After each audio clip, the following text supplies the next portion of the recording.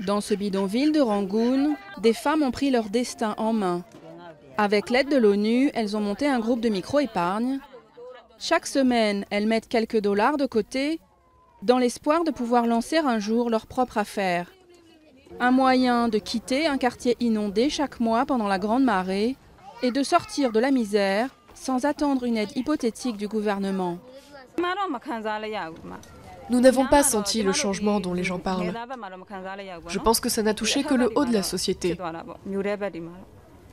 Le gouvernement a multiplié les réformes depuis 1 an et demi, mais officiellement, un quart des Birmans vit toujours en dessous du seuil de pauvreté et leurs conditions de vie ne se sont pas améliorées. Les autorités espèrent ramener le taux de pauvreté à 16% d'ici 2015 et comptent notamment sur une nouvelle loi qui facilite les investissements étrangers.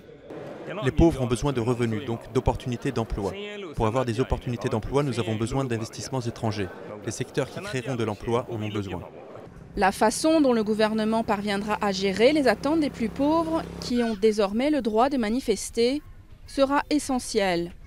Au printemps, un mouvement de protestation contre les coupures d'électricité chroniques avait fait descendre des centaines de personnes dans la rue, et cela pourrait n'être qu'un début.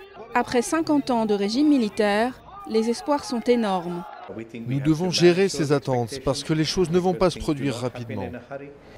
Les squatteurs de cet autre bidonville attendent des impacts concrets. Eux se battent pour survivre, dans la peur permanente d'être expulsés, bien loin de l'euphorie des réformes telles qu'elles sont présentées au sommet du pouvoir.